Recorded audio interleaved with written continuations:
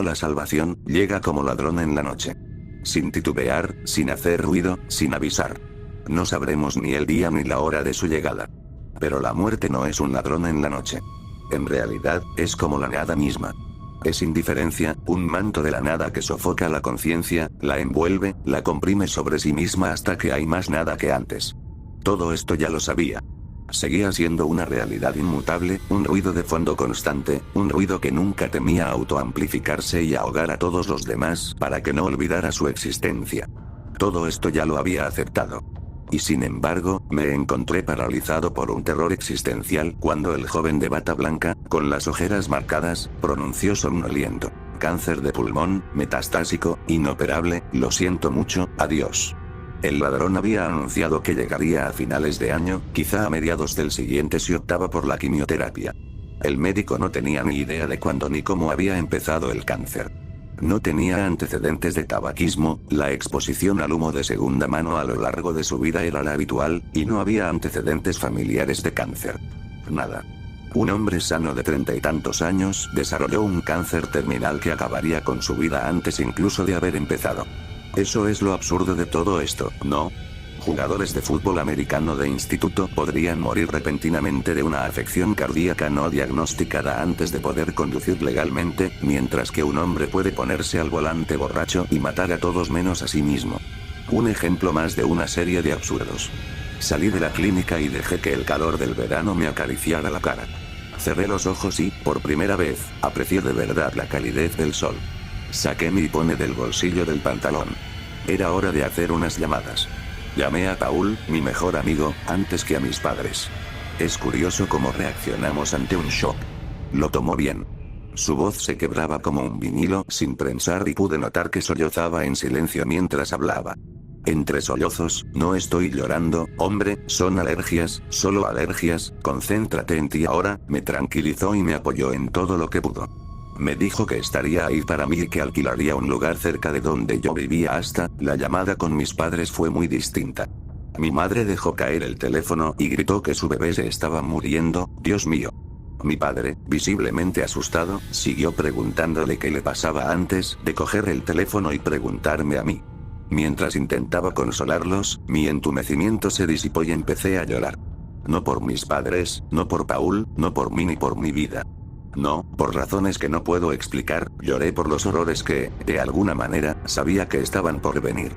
Lloré por el hombre sin hogar. Me lo encontré de camino a casa desde la clínica. Había tomado un sendero menos transitado, una ruta más larga que se adentraba en la ciudad en lugar de rodearla.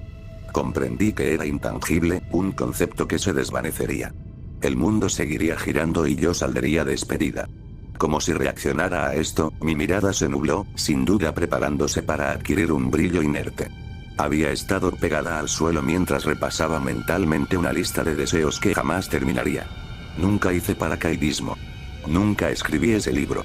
Nunca he tenido un trío así. ¿Quién va a querer acostarse con alguien cuyo pene se va a estar pudriendo para Navidad? ¡Qué idea más ridícula! Solté una carcajada seca y sin gracia antes de que, de repente, me quedara paralizado. Mis pies dejaron de moverse. Sentí como si algo empezara a tirar de mí, una mano que me impedía avanzar. Era una fuerza que venía de dentro, una sensación arraigada en mi pecho, de un lugar inalcanzable incluso para las depresiones más profundas y los éxtasis más sublimes.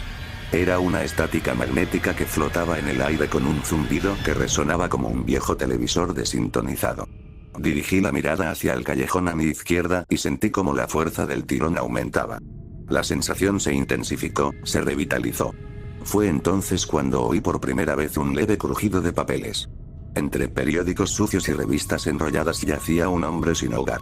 Su rostro era cautivador por razones que entonces no podía explicar.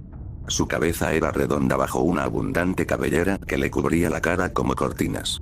Su nariz estaba torcida en el puente, de modo que parecía encogerse de hombros constantemente. ¿Mostró un saberlo? Sí, eso es saberlo. Me miró y esbozó una sonrisa desdentada. La sonrisa estiró la piel de su rostro y su barbilla sobresalió ligeramente, formando un hoyuelo en el centro del tamaño de la goma de borrar. Frente a él yacía la tapa de una caja de pizza de Domino's. Con el borde de un rotulador se había escrito, en letras mayúsculas apenas legibles: sin hogar y sin hogar. Gracias, Dios los bendiga. 1 Tesalonicenses 5:2. Los bordes de la caja de cartón parecían húmedos y desgastados, pero las marcas parecían recientes. Sentí que me acercaba al hombre. Él gruñó, se incorporó apoyándose contra la pared y habló. Parece que has tenido un día peor que el mío, y yo no tengo nada más que la ropa que llevo puesta. Ja. La voz sonó ronca, la risa una carcajada áspera. Con una mueca de dolor, respondí con una franqueza sorprendente. Sí. Cáncer de pulmón terminal. Probablemente no vea el final de este año. Su rostro permaneció inexpresivo. Miró a su alrededor en el callejón vacío y se inclinó hacia adelante como si quisiera compartir un secreto. ¿Le tienes miedo a la muerte? Su aliento llenó el aire y me estremecí ante un olor que me recordó a las peores partes del zoológico. Una vez más, con más sinceridad de la que estaría dispuesta a compartir con amigos o familiares, respondí. Sí, lo soy. No quiero morir. Todo esto es una maldita broma cruel. Mi voz se elevó, pero ya no me importaba. Estaba furioso, víctima de un universo indiferente que dejaba la vida a merced del azar. Dios no juega a los dados con el universo porque Dios está muerto y, muy pronto, me reuniré con él. No he hecho nada para merecer morir. No tengo hijos, ni esposa, nunca he vivido de verdad. Joder, no quiero irme todavía. Mi ira se transformó en una cálida tristeza y comencé a llorar por mí misma por primera vez. El indigente me miró fijamente, con curiosidad. No parecía ni sorprendido ni compasivo, ni distante ni interesado. Su rostro expresaba expectación. Una sensación de familiaridad. Como si ya hubiera oído esto muchas veces y lo fuera a oír muchas más. Se reclinó, exhaló para apartarse el pelo de la cara y volvió a hablar. Ah, ¿eres del tipo sensible? Era un tono divertido. ¿Y si pudieras vivir para siempre? Lo pensé. Era una pregunta extraña, puramente hipotética, por supuesto. Pero había algo en su forma de decirlo, en cómo las palabras salían de su boca con un entusiasmo emocionante y lleno de posibilidades. Y entonces sentí un escalofrío recorrer mi espalda al oírlo, y noté que mi corazón latía más rápido. Mi cuerpo sabía algo que mi mente consciente, tontamente, rechazaba. Si pudiera evitar la muerte para siempre, lo haría. No quiero morir, hice una pausa y luego añadí, cualquier cosa. Haría cualquier cosa por no morir. Sus ojos brillaron con picardía, una ceja arqueada y una sonrisa cada vez más salvaje. Se incorporó tambaleándose y me puso una mano en el hombro como si fuera un viejo amigo al que no había visto en mucho tiempo. Se inclinó hacia mí y, mientras hablaba, no percibí el olor a alcohol en su aliento, como yo, con cierta culpa, había sospechado. En su lugar, olí el olor agrio de un animal atropellado, matizado por un dulzor repugnante que penetraba los sentidos. Sentí un sabor a cobre en la lengua, como si me hubiera mordido el labio y la sangre me hubiera inundado la boca. Mis pies flaquearon y comencé a desmayarme mientras aquel desagradable cóctel sensorial me inundaba. Eso, querido muchacho, se puede arreglar y entonces llegó la oscuridad. No recobré la consciencia de inmediato, sino que comencé a descender lentamente por un gradiente de percepción. La cálida atracción de la inconsciencia, lenta pero inexorablemente, empezó a perder fuerza sobre mí, dando paso al pánico. Lo primero que vi fue el cuerpo de un hombre que yacía a mi lado, con una bolsa sobre la cabeza y las manos atadas a la espalda. En el centro de la habitación había un revólver cubierto de una capa de óxido amarillo verdoso que me recordó a una erupción cutánea. Había recuperado la suficiente lucidez como para buscar una salida. A lo largo de las 4 paredes negras, de igual tamaño, no vi ventanas, ni puertas, ni salida. El olfato fue el siguiente sentido en regresar, y cómo desearía que no lo hubiera hecho. La habitación apestaba a podredumbre, a descomposición, a putrefacción. El sabor a cobre volvió, ¿o acaso se había ido alguna vez? Con mayor intensidad mientras tenía arcadas en seco en un rincón. Tenía que largarme de allí cuanto antes. Como si estuviera previsto, mi reacio compañero de habitación empezó a moverse. Y, desde detrás del saco de artillera, la voz apagada de Paul gritó de miedo y me quedé paralizado. De ninguna parte en particular, oí la voz ronca del hombre sin hogar. ¿Cualquier cosa? ¿Harías cualquier cosa? Corrí hacia Paul y le quité el saco de artillera. Sus ojos recorrían la habitación frenéticamente, mirándome primero a mí, luego a las paredes y, su rostro se contrajo al percibir los olores, al revólver. Allí se había quedado su mirada, inmóvil, paralizada. Su mente iba a años luz de su cuerpo, y dudaba que hubiera asimilado algo de lo que había visto. Desde luego, yo tampoco. Dijiste que harías cualquier cosa, repitió la voz incorpórea. Alex, ¿dónde estamos?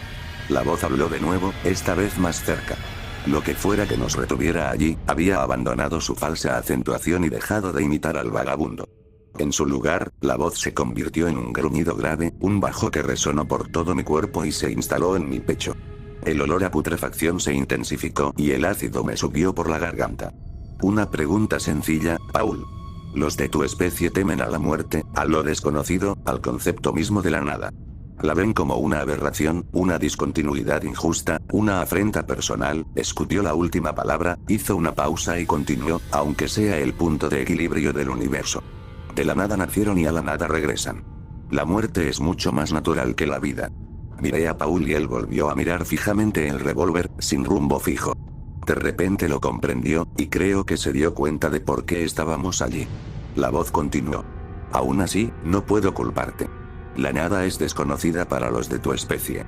Es precisamente la ausencia de ti, de todo lo que es y podría ser. Está más allá de tu comprensión, y eso debe ser aterrador. Por eso te he dado a elegir, Alex. La vida de Paul por la tuya. Es muy sencillo. Paul me miró con los ojos muy abiertos y la boca entreabierta. Sus fosas nasales se dilataron rítmicamente mientras las lágrimas comenzaban a caer libremente al suelo. Una elección sencilla. Un intercambio. Y uno ventajoso, además. Su vida, un instante fugaz en el calendario cósmico, por tu vida eterna. Una oportunidad para preservar tu conciencia por toda la eternidad.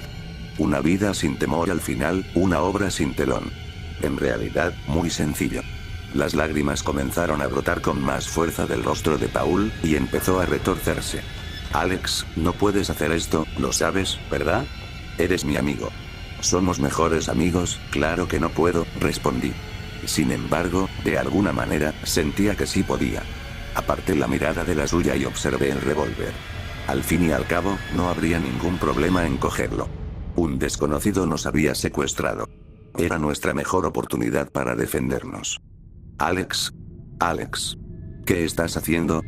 Gritaba, casi chillando, y no pude evitar sentir una punzada de molestia. Yo aún no había hecho nada. Tranquilo. Solo lo estoy recogiendo. Hablemos, dije con calma. Por un instante, el olor a podredumbre palpitó en el aire como un latido y luego se acalló. Paul me miró como si estuviera loco, pero se relajó.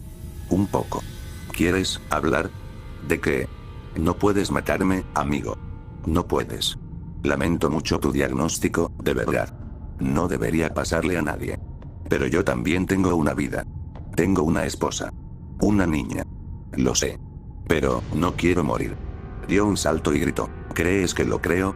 Sabía que tenía razón. Me sentí culpable por siquiera haber considerado tomar el arma. Me temblaban las manos, un temblor que se extendió por todo el cuerpo. ¿Qué día tan largo?, pensé. He tenido un día muy largo, y solo tenemos que encontrar la manera de que Paul y yo salgamos de aquí. La voz me habló de nuevo, aunque esta vez no en voz alta. Sin ruido.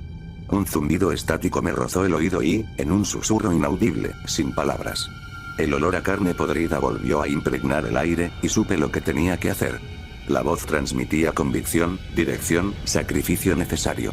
El arma cobró vida en mi mano y nos convertimos en uno, un organismo con un propósito. La adrenalina recorrió mi cuerpo y mi corazón empezó a latir con fuerza contra mi pecho, protestando. El pensamiento consciente se desvaneció y el instinto reinó. Mi cara debió de delatarme. Paul empezó a golpearse la cabeza contra la pared informe y a pedir ayuda.